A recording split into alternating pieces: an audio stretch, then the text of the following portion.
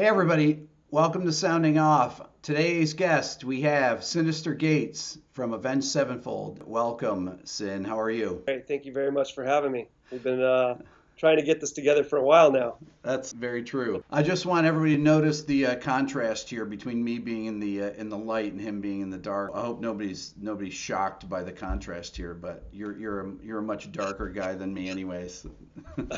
Yeah, pretty apropos, I would say. So how you doing? I'm doing great. Happy to be home. I'm excited to do this. Excited to be here with you. So you just finished how long out with Metallica? 4 months. Four long months, amazing months. I mean, we talked about all the crazy stuff that was happening. I had my first kid in May, so the very beginning of the run, I had to cancel the show. And you're gone for what, one day, one show you missed? Yeah, I only missed one show. So they do it kind of pretty cool because they're all family men, and so they have a lot of time off. So there's like 2-week blocks and then 2-week blocks off. But in between those, there's like a couple of days off here, 3 days off here. So we would supplement with our own shows or actually just take the time off. So it worked out that we had a couple of those days that we had off already. But she called me the night before the Philadelphia show, and she's like, dude, this thing's happening. And we had blocked out, we had already canceled, pre-canceled 2 or 3 shows already, but the dudes in Metallica were totally cool. They're like, it's all good, whatever you guys can do is cool. So there's a 10-day block out before and after, and we still missed the show. So, I mean, it's obviously well worth it, but you just feel kind of like a jackass at the time. But then the guys were totally cool, and they sent me a bunch of baby stuff and gave me a little send-off on stage. So it was awesome. Let me ask you some stuff. So you and I know each other. You've been here to my studio before. You played guitar for me, and I know that you have a music background, like with your father and stuff. Can you talk a little bit about that? Because I think a lot of people, I don't know if people really know that, but people on my channel might not know that about you. Yeah. So. I was raised in a very musical family. A lot of cousins and uncles and stuff play. My grandma's an amazing singer, so there's always music in the family. My father was always in and out. He was touring quite extensively. He had his own stuff. He was right about my earliest stages. Well, probably even before my time. He played with like Frank Zappa and different people. Rose Royce, a lot of like funk and R&B stuff, which I grew up just enamored by. That right hand, Tower of Power. I mean, I grew up really loving the drums as well, like Dave Garibaldi and all that layered, crazy syncopated stuff, like Latin based shit was just it just blew my mind, all that kind of stuff. But yeah, so I mean, it was not a mystery to me what I would be doing for the rest of my life. He had a guitar in his hand every time that I saw him practically, so I knew that I had to as well. When you started playing, did your dad teach us basic chords? What did you start when you started learning? I was his musical mortal enemy, I think, at the time, because I just wanted to learn the crazy shit. I wanted to do, I think the first thing that I insisted upon learning was Black Dog by Led Zeppelin. He's like, are you sure you don't want to start with anything else at all? Campfire. Like, no, it's got to be Black Dog. And so, I mean, he was, back then he could be a little bit frustrated of a teacher at times, and he's gotten way better. He's mellowed out a lot more because at that point he's trying to work on his own stuff as well too. But the first 2 songs I learned were Stairway and Black Dog, much to his chagrin. But he helped me. He was always there. Personality or the attitude might have been like, you should do something else. Like this is probably a little over your head, but I'll teach it to you if you want me to. So your dad never yelled at you if you played stuff wrong, or? No, he kind of, funny to say this, you'd probably have to be there, but he always wanted to kind of do it himself. Uh-huh. So he'd move fingers around, and I'd never get the repetition at first, and but then my mom would come in, quit moving his fingers or whatever, and she was always hip with the fact that I should kind of be doing it myself. And I mean, it's funny. He was a great teacher and always there. He just I think it was more maybe he could have set up like a method or a system, and that would have helped him out a little bit more than me just bringing all this material that was way too over my head and going, okay, I'll do it. When you first started your band, you guys were really young, and your dad was he? Yeah. Did your folks come to your early shows and what was that like? All of them, yeah. I've been blessed with the most supportive family of all time. You know, everybody in the band is. I mean, we wrote all these records in Matt, my singer's garage at his parents' house. They split it up, had a 2-car garage, and took one half and turned it into a studio for us. I was allowed to have drums and whatever instruments I wanted in my room. You know, we couldn't afford much, so they were, shitty drums and this and that. But I could play them until the neighbors would call the cops or call and complain or whatever. So, yeah, very supportive family. Everybody down. I'm a child of divorce, and so I have 2 moms, 2 dads, and they're the best people in the world. I've known them since I was a baby, and same with them too. All my parents are just fucking awesome. What are things that people don't know about you as far as your guitar playing and the kind of music that you're into or what you like to practice, things like that? What do you think are things that people don't know about you that they haven't read before? That's a great question. I don't know. I mean, at first when I showed you that Guitar Center masterclass thing that I did, and I kind of busted out some gypsy jazz and my infant stages of playing it, but I was so excited about doing it, and that actually got more hits. I think we talked about it. I already showed you whatever, got more hits than the actual thing that I wrote for that actual masterclass, which is more along my style of like metal progressive stuff or whatever it was. So I think people kind of know about the gypsy jazz thing now, and we're pretty open about. There's no real secrets, We borrow often and from a lot of different things, but it's all very, very eclectic. I love classical music and pretty much everything. I don't know.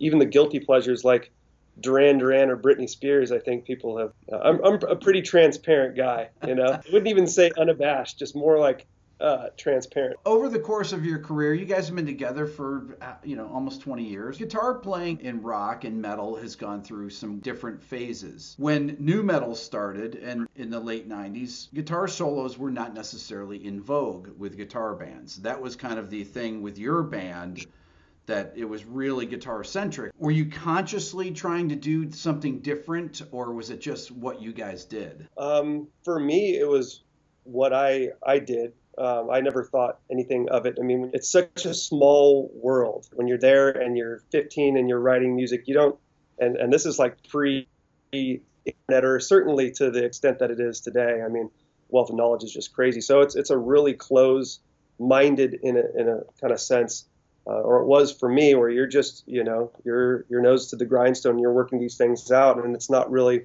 about what other people are doing or whatever. I think the only thing that we were pretty conscious about from an early stage was how eclectic we were and how eclectic we wanted to be. Right. And so we took from everything from punk rock to metal to jazz came later in certain aspects, but certainly classical, contemporary, and even certain postmodern weird things. And that was upon its inception. We kind of knew about that, and then people tell you, well, nobody else is doing guitar solos right now. You guys are the only guys. And we're like, well, no, there's other people. Like, I listen to Zeppelin, and you just forget that it's kind of past the time a little bit, or even like GNR, So it was only a few years since, Metallica's biggest records or GNR's heyday, but those, or Pantera, and those were the bands that influenced me and others as far as like the centric aspect. But you're really eclectic as a musician. You like all these different types of music. When you're this far into your career and you're working on writing new ideas, where do you look for inspiration? Bella Bartok. There you go. But in all seriousness, a lot of classical. When you're, it was funny. I just thought of this today. I was thinking of, if Avenged Sevenfold was a restaurant and we had, our flagship item on our menu, what would it be? It would probably be like D minor served in 1,500 ways, and so you kind of run out of certain things to pull from, and so in that arena or that genre, and so you kind of get further and further away from it, and so I mean the last 2 records were very classical music influenced, a lot of Gustav Holst for the last record, and tons of John Williams. I know it's not exactly classical music, but sounds like such. I love soundtracks. I love soundtracks, and he's obviously probably the best there is of the modern age. His ability to orchestrate that too, so it comes completely from his brain. I mean, there's no excuses there. It didn't pass this medium here or this. He's the guy, and it's flawless. And I think it's at times can have its finger on the pulse of today's kind of zeitgeist or whatever, as well as all the throwback stuff. So it's a one-stop shop for everything when you listen to kind of your contemporaries, the greats, that is. When you're out on tour, are you guys writing still all the time? What's your process? Yeah, historically we've always been, we have to do everything 110% when we're doing it. If we're on tour, we're constantly thinking of different ways to make the show better, or whatever it is, and it's too hard to write. Maybe one day it won't be, but certainly while when you're on a bus for 4 friggin' months, it's hard to not progressively drink more and more and more in a way, and that's definitely not conducive to waking up all bright-eyed, cheery, ready to start the new record, and so it has an adverse effect on that, but it's always led to what I feel is like a solid concentration on exactly what we're doing. We don't ever spread ourselves too thin, and sometimes it's a little bit to the chagrin of our fans. They don't get albums, I mean, the Beatles were doing 2 albums a year at one point, and like guys like us, an album every 3 years if we're lucky, because it's just it's very involved for us. I don't feel like we have that Paul McCartney gene. And I think the cool thing about us is that we know it. And so we work our asses off to get to where we're really, really happy. And the compendium of the group has to be happy. And that's a tough time. So the minute you start spreading yourself out a little too thin is the moment that you kind of lose it and you're not happy with anything you're doing. When you're writing, when you yourself are writing ideas, do you have things that you have riffs sitting around that you recorded 3 years ago that or 10 years ago that always keep coming back around? Like, I'm going to use this sometime. There's got to be stuff like that always, right? Yeah. You think you're brokenhearted when it doesn't work out the first time. You're like, damn, I really love that. And, it'll sometimes be like 6 to 9 years later and you're just in that mindset, or the rest of the guys are rather, and they're like, yeah, that's awesome. Where's that been? It's like, no. I brought it up 3 times already. Exactly, and I think we're all very, very guilty of that, and a lot of times we know. Right. That's the fun thing is when you're bringing the same shit and you're like, dude, we went this route last record. And I remember that riff. We didn't like it before. Yeah, exactly. Yeah, still trying on that one, huh? So yeah, we're all guilty of that, but you keep doing it. You feel strongly about something, and hopefully it finds its place in time. When you've come up with a great song, though, right? If you come up with a great riff or a great melody, great chorus, I mean, or is it something where it takes a minute and then you think, okay, yeah, or you listen back to it, you record a demo and you're like, wow, this is really good, or is it sometimes things you don't realize what you have at first? What's that usually like? I think it runs the gamut of all those things. I think back when I was younger, I was a lot more confident about certain things that I would write, and I didn't need the band's blessing or agreement. I would just kind of fight for it because I knew it was good. And then the problem with getting older, and especially when there's some success involved, you have a different measuring stick. You're thinking, well, that's great, and it could be a single, and when even just that is like poison. It's just poison when you even do that, let alone if you start to write because of that. And that's when, or where having, a band that you trust and a group of great friends and brothers that really come in and each, they just pull they pull the real out of you, and we're always trying to do that. We usually have our blinders in and it's just our art, and we're good about the delineation between that and the major label and touring and all that kind of shit. We're pretty good about having our heads way up our own asses when we're wanting to write a record and have it sound the way we want it. Right. Case in point, this last record. Right. All right. The most successful point in our career, and we write a record like that, but we couldn't have done anything different. So we can delineate. It's just, it gets tougher when you're older. You've experienced so many different things, and you have a house and a family and different things. And so you just do your best, and you're very fortunate if you have a band that won't let those things come into your circle of influence. I want to ask you a couple things about your rig, because this is really interesting to me about where guitar is going right now. You're one of the few guys that still tours with a rig, with an actual real guitar amp, but a lot of people don't. And we talked about this when I came out to see you play. I want to know your philosophy on that, because this is really fascinating to me. I'm still a believer, because I have my own studio and I have room to do things, and I own a lot of guitar amps and cabs. I'm a believer of cranking up your amp and recording real guitars. But a lot of people use Axe Effects and Kempers. What's your philosophy on this?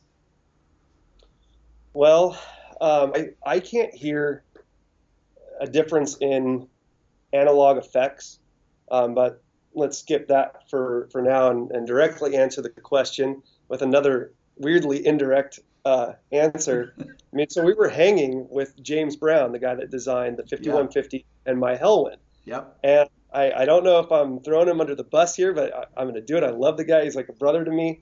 But he admitted that it takes a lot of circuitry. I mean, you understood it better than I did. I mean, that guy just went off on, some pretty heavy shit there. But he explained how it's very, very possible for something synthetic to sound absolutely natural. You couldn't hear the difference, if you had it side by side. Well, he said if it was done right, he did say, though.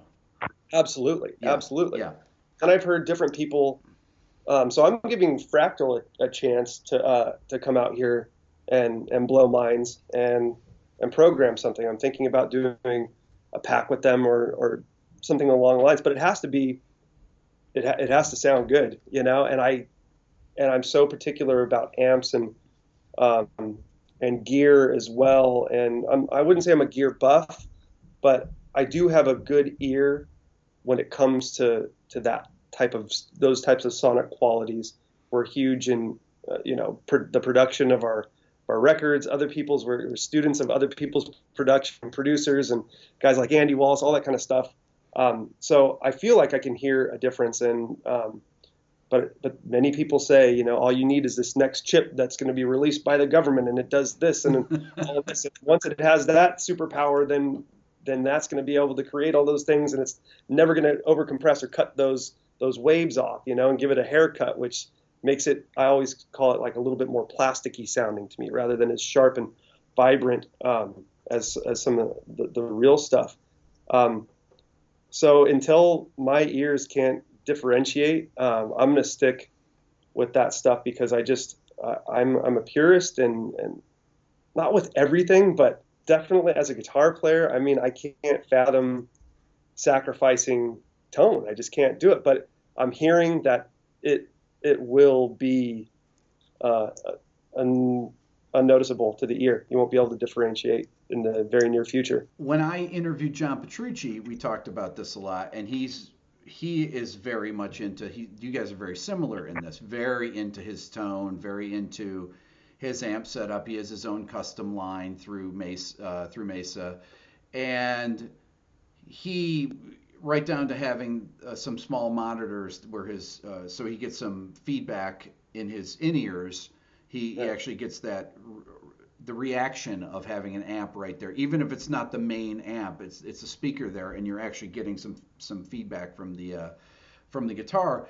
You were telling me that a lot of your friends' bands tour without real guitar amps, but you still do this. So this is kind of part of your journey here to see if, okay, well, you're open to the idea that maybe you could be convinced. Yeah, I'm hoping. I mean, I'm a futurist, man. I don't want to be stuck in the past or the present. I can't wait to see what the next day brings, and I already love where the Fractal and the Axe effects is to my ear already, and a lot of people say even right now it's gonna we'll be able to tone match, and you won't be able to tell the difference. And we're gonna come in, we're gonna do it, and I'm very open to it. I'd love to streamline and just have an Axe effects unit. You know, it's the whole Elwin thing. That's the rig right there. Jesus Christ, you know. Yeah. So that's a hell of a lot of shit to bring out on tour, and it's a hell of a lot of shit that can go wrong, and they do, and they absolutely do. And so you have to have, you know, another, you know, compartment or rig for spare parts and all this kind of stuff. So yeah, would you want to streamline and just have it, you know, just solid and reliable? Yeah. They also say, you know, when we do this for people, we'll profile and you can't tell the difference, but then we'll kind of cross sell you on something that's already in there, but they tweak it with their magical hands. Because I guess out of the box, I mean, it's supposed to be very play ready, and it's got the gloss, the sheen, all this kind of stuff. But when you really get in there and tweak on it, and I have, and that's the problem possibly with not being able to attain that yet, is because it's not very intuitive, at least not for like the layman like me. It's really hard for me to go in there and go to the different profile pages and then tweak this transistor and this and this diode and what type of power I mean, you can tweak all of that stuff, and it absolutely changes shit. So yeah, I'm excited to get them in here and try it and learn more about it, because I'd love to have a one-stop shop just right here, even in the studio, you know. So, but you are using your the Axe effects, I believe you told me, for your when you're playing live to do your effects changes, correct? Do the effects changes. So yeah, I run it in the effects loop of the amp. Nothing in front yet. I haven't needed compression or anything like that in the front of the amp. But yeah, all the modulations and stuff like that are in the effects loop, and and then a Pro Tools rig to do all the switching, you know, which we talked a little bit about that. It's pretty cool little setup, you know, where you send those sysx controller numbers or whatever, and it's boom, it just changes. And you know, 95% of our songs we have some tape or some you know, orchestrations that we like to have live, and so that necessitates a click and a framework here, and so you can just punch in those numbers, and no more tap dancing, no more mistakes. The very, very seldom, very forgivable mistakes that your guitar tech makes maybe backstage while he's doing all the stuff. Yeah, so it's seamless, you know. But people don't realize, though, Syn, how complex this stuff is, really, though. When you're talking about all the switching of sounds, having to program those, it takes a long time to get your set together, doesn't it? In tandem with an amp, it's you have to have like the Fractal brass on the phone, all the studs, and even then it took, you know, 2 weeks to figure out how to run everything, and then another 2.5 weeks to program. And I'm talking about 8 to 10 hour days. Yeah, you know, it's insanely complex. And it was next level. It was extremely frustrating. So I see how people wouldn't want to ever do that. I mean, it's much easier with just the Fractal. You can just send in numbers and the presets all change, but you have to program your own amp, and they have this custom harmonizer thing that you can kind of program. It has like 32 customizable scales, and so we used to kind of have, you know, the rhythm guitars drop out, and Zach and I would kind of go dual everything, or just be a single line if we really needed that rhythm there. But since you can program those things and then split them off, I had to program probably 18 customized scale harmony things. And the thing is, going back to all the crazy different fucking music I listen to, all of those harmonies, you kind of realize how abstract and you know, there's so much chromaticism, but there's more so the difficult thing is like the modulation. You know, you'll have a ninth here that's acting, you know, like a sixth above something, but it also has to be a harmony when there's a third under. And so you might have to switch your customizable scale right in the middle of something and doing that seamlessly and just programming it enough. But optimally, you have one customizable scale for one segment of a song, so there's no switching. How has the process changed since you guys started recording? When did you start recording in Pro Tools, for example, versus tape? Did you actually start out recording records on tape? The first record was on tape. Donnell Cameron, who is a legendary punk rock producer, did everybody from like Bad Religion to NoFX, all sorts of people. We recorded our first record there. I wasn't in the band at the time. I did one song, but I came up because I grew up with all these guys, and the drummer Jimmy, my best friend, he was in my other band, Pinkley Smooth, which is kind of like a Danny Elfman-esque kind of thing. And so I brought a bunch of whiskey and filterless cigarettes up for the boys and ruined that party, but just watched Donnell Cameron cut tape the whole time. I couldn't even believe what I was seeing, didn't even know how it was possible, you know. And we had dabbled already with a little bit of Pro Tools. Our bassist father played bass for Dick Dale, and he was kind of hip to the Pro Tools stuff and doing a little bit here and there. So we definitely saw it. So yeah, from my earliest experiences, I kind of saw both, but I was definitely more immersed in Pro Tools from the get-go. And then Waking the Fallen, which was like 2002 or 3 or whatever, that was all Pro Tools with Mudrock and Fred Archambault. We talked a little bit about Andy Wallace, so you talked about Andy Wallace, and he's mixed, I think, 4 of your records? 3 or 4, right? Yeah, I think 4 now, yeah. What's the process like with Andy? Andy, for those of you that don't know Andy, Andy's one of the greatest mixers of all time. A lot of people that watch this don't necessarily know the process of mixing and how crucial that is, having the right mixer to work with. Right. So yeah, he's actually done 5 of our records. Okay. It's been a while, a roller coaster ride with that guy. He's number one. He's a sweetheart. He is just integrity beyond integrity. Greatest guy in the world. He's funny and awesome. We didn't know this, but at the time, we just heard like Andy's going to do it the way he's going to do it, and that is it.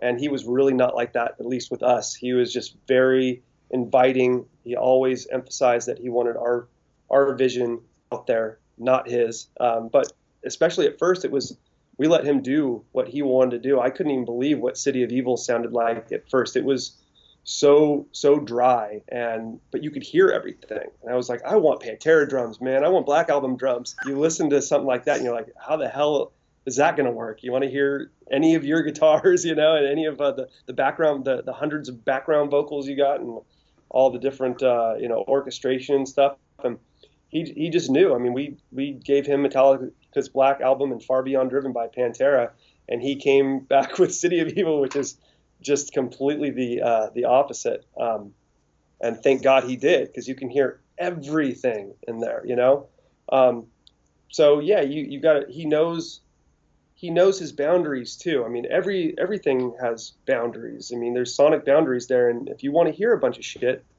then you're going to have to take up a lot less space, and certain things you're going to have to share. And that's what Mudrock, actually, our first producer, always said. He's like, if you want When the Levee Breaks drums, then you give me a When the Levee Breaks arrangement, and I'll hook it up. Right. And one small so guitar and huge drums, right? You get guitar, bass, and massively big drums, but it's, Headley Grange, and then drums at Headley Grange. Right. Yeah, so incredible insight there. And one thing we've kind of, or tried to be good at, is always listening, and we took that right away, and not just in, when we give it to him to mix, but in arrangement. And so he's got a great canvas to work on. But yeah, he can just as easily polish turds. He's that guy. I mean, he can just take anything and make it sound unbelievably good, and also kind of, like I was saying, knows what parameters to work within well on any given genre, any given instrument.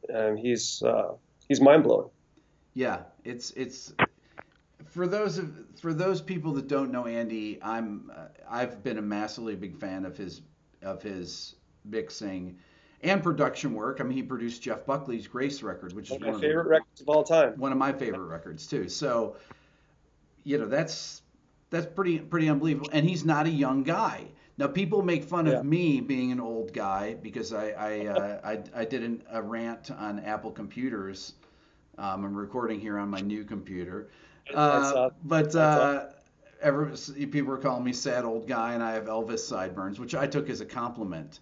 But Andy is Yeah. way older than me even, but Andy knows what's hip always, and always have. When he did Nirvana, Nevermind, when he did Slayer, he wasn't even young back then. And that was like, He's a timeless classic, that guy. he is. He is. Yeah, he just does it. He lives life. I mean, one of our favorite things about him is, there's always a couple of dinners that we have out there. We spend about 2 or 3 weeks, and he's busy, so to get him out, and he lives in Jersey too, but once in a while I'll stay at his place in Manhattan, and he'll take us out for martinis and dinner, emphasis on the martinis, and he just talks shop. I mean, this guy has an endless amount of stories, and Jimmy and I are huge fans of the Grace record, and just pick his brain about all that kind of stuff. And then he'd get absolutely hammered with everybody. I mean, just never made an excuse to leave. I remember him and Jimmy outlasted all of us. We all went back to the hotel, and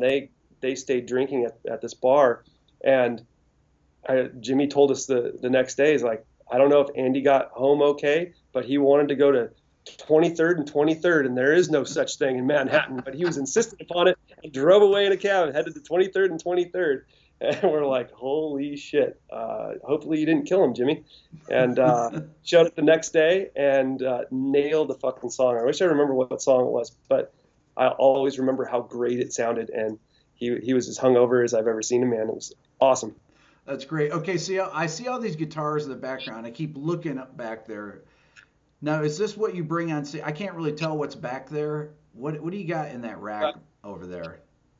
I think that those are some of my guitars. I met a dear friend of mine, Nick Feinbarg. He owns a studio in Costa Mesa, right around the corner from my house, called Costa Mesa Studios, and it's an open door policy for me. He's just a really, really great guy and an amazing studio, and so he's got some of my stuff right now because my house is being remodeled. But yeah, I got a couple of gems over there. Let me grab.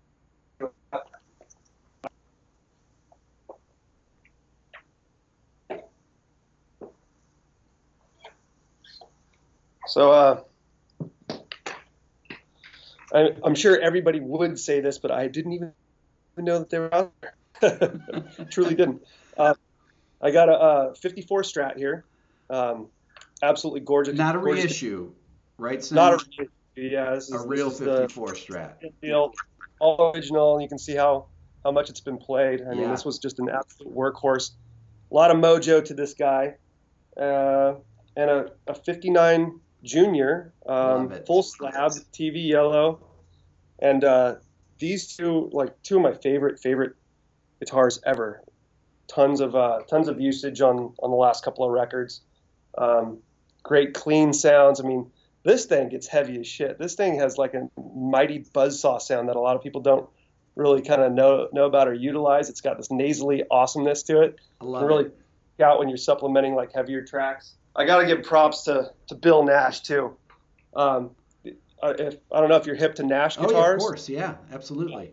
This thing, like I had him build this for me because of the Jeff Buckley record. Yep. I want that classic, but that bell crystal tone clean. So I used so much of this stuff for cleans. So this pickup right here is just absolutely magical, and the thing just resonates so well. It's just a excellent, amazingly built piece of awesomeness. Okay, so I need to ask you some guitar questions, okay? Because people are gonna get really mad at me if I don't. Okay, so tell me what you practice. When you pick up your guitar, do you practice ever anymore? I practice so much now. Yeah, I'm trying to catch up with now that your channel has plagued me. I don't sleep anymore. I'm trying to catch up. It's amazing all the stuff that you don't know when you're so basically I kind of when the band started taking off and when there was so much press to do and so much talking about this stuff. I mean, I wanted to come home and do anything besides play music. And so I started, well, I've surfed my whole life, but I started really surfing again, getting into that, surf trips, getting the hell out of Dodge, mixed martial arts stuff until I hurt all my fingers in the world. And then you realize, where are you running from when, there's so much, there's just so much music. You don't have to sit there and work on your metal chops or this or that.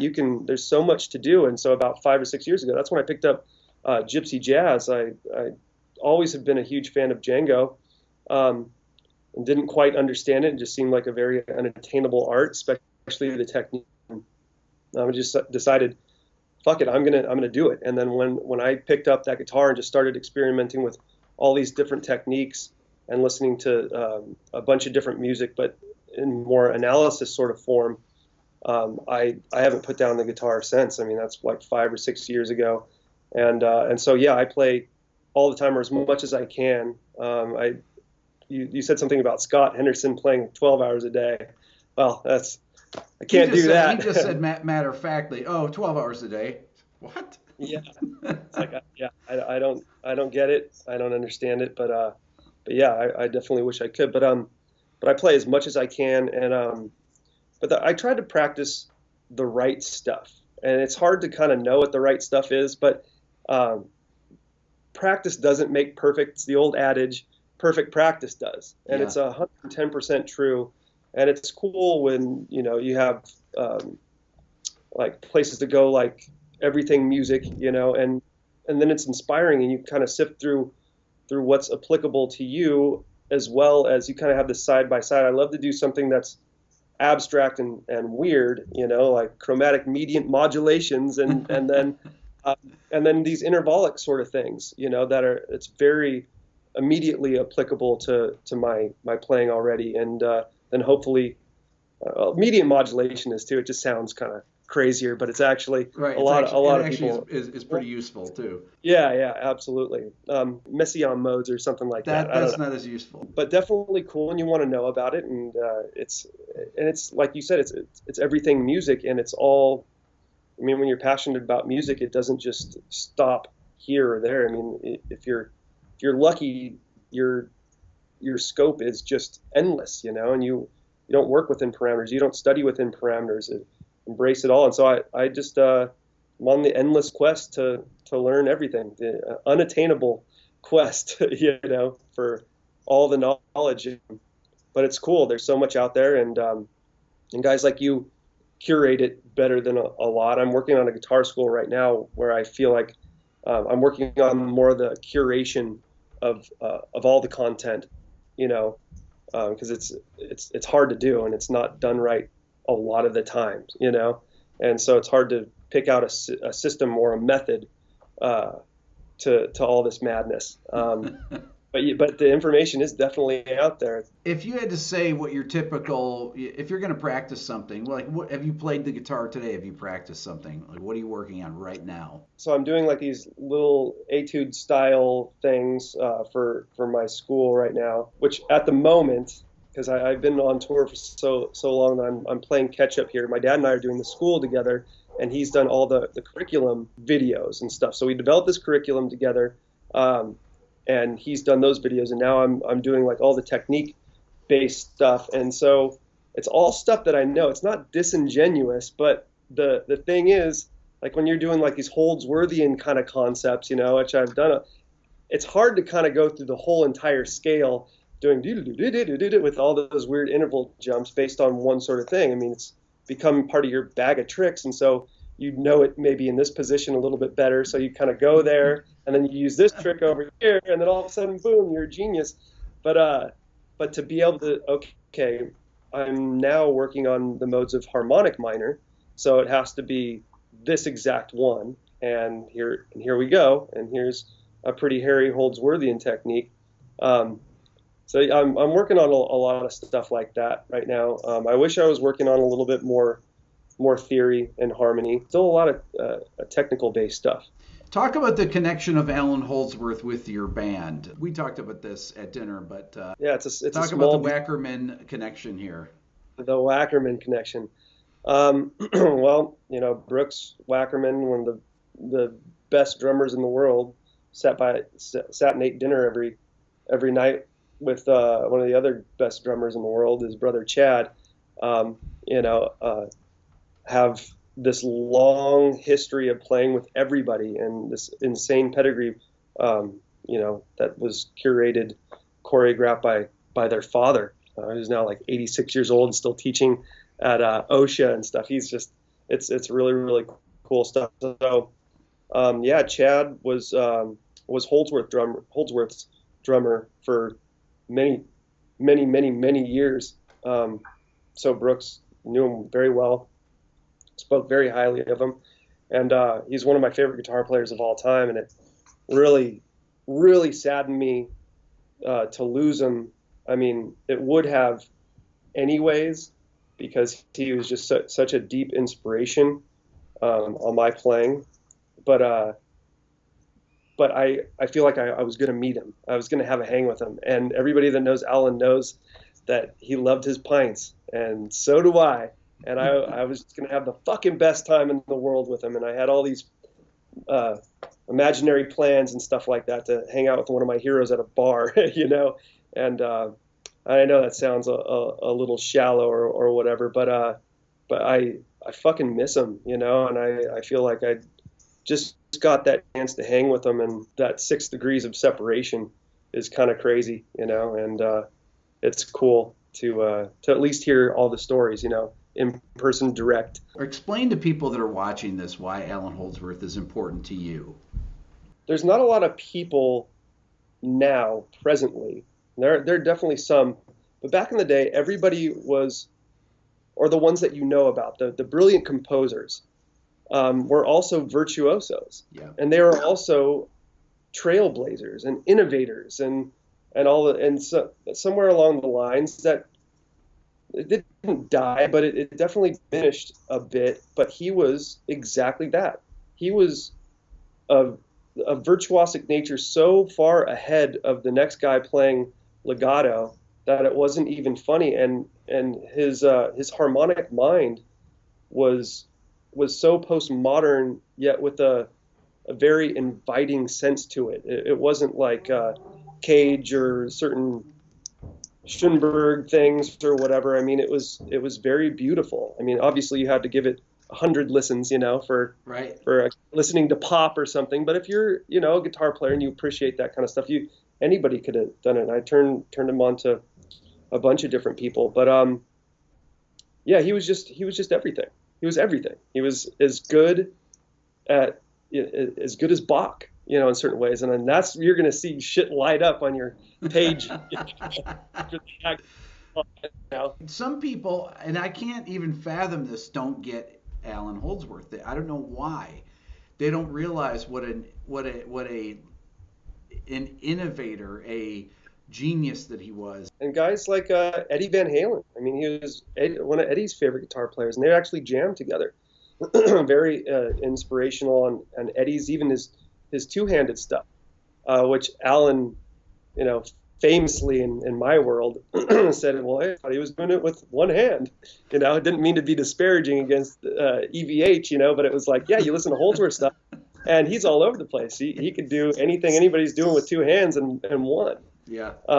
And obviously this looks so cool, and so a lot of people want to do that stuff, myself included, you know. But Holdsworth could get it all done with his left hand, and yeah, absolutely incredible. And I think one thing that I did to kind of help myself out is I took a lot of his techniques and maybe some of his patterns or whatever he was doing and applied it to more of an approachable harmonic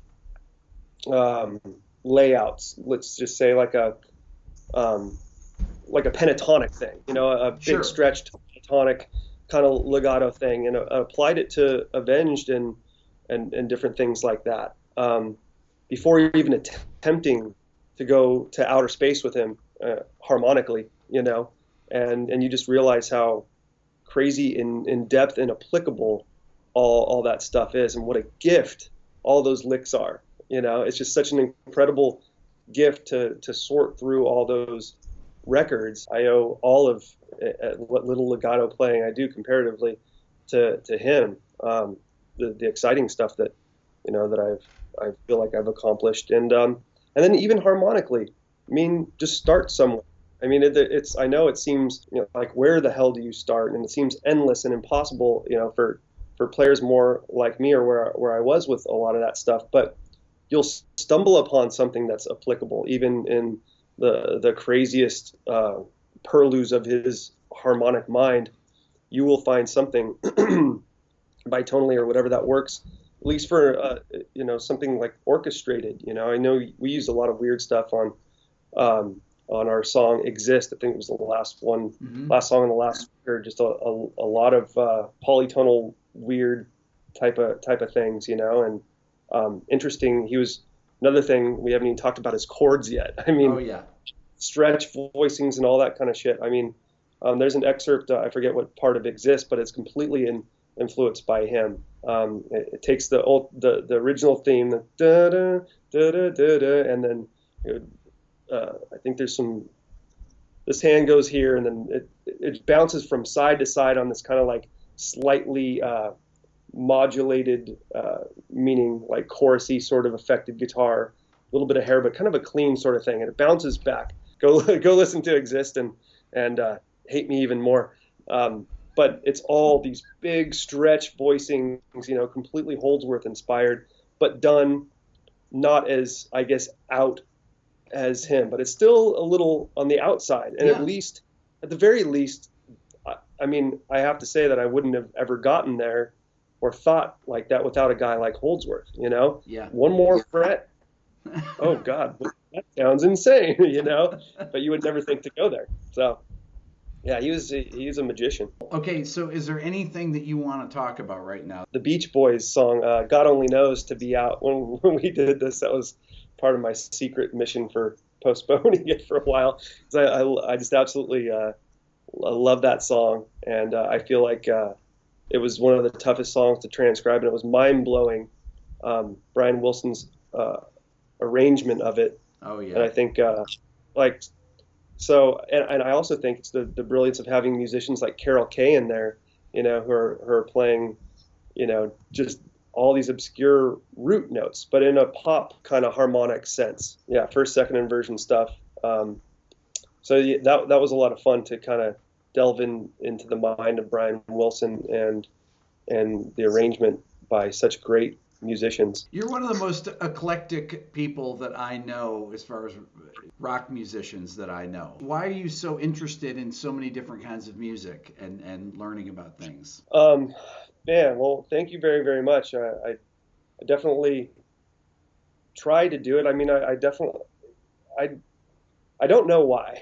I just don't think that there's anything to really dislike about music. I mean, it always blows my mind, and I'm not saying I'm not guilty of it, but how mad people get at music, how upset they are at this and why this has to suck, and just offended by somebody's opinion on this or that, when it's all just, there's something there, people, like, just check it out. You don't have to listen to it all day long or every day, but there's just something there, and you can learn from it, and even just as a listener, it invokes different feelings and emotions, and I think that's what probably people don't like. It just, I'm sure our band is like nails on a chalkboard to certain people, but to certain people it wakes them up, and it's like coffee, it starts them on their day, and then when you delve into like the more harmonically deep stuff that we kind of do, you're gonna appreciate it a little bit more than just being your average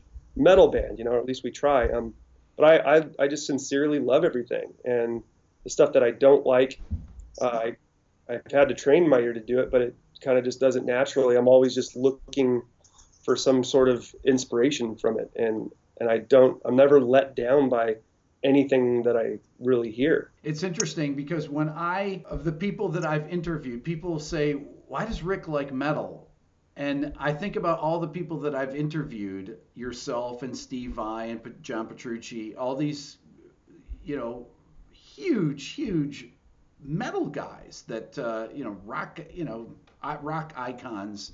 And you guys are all really into all these different kinds of music, from Steve Vai with Frank Zappa, and a lot of the people are so, they will only listen to a certain thing, and I read some of the comments and everything, I just laugh about it, and people are so intense about what they hate. That's usually what it is. But yet the people like yourself are super eclectic. The ones that are actually the big players are really open-minded about stuff. So why is that, you think? Well, that's probably why they're the great players. Yeah, I think that's exactly it. If you sit in that shell of negativity, you're not getting to people like us. You're not getting under our skin.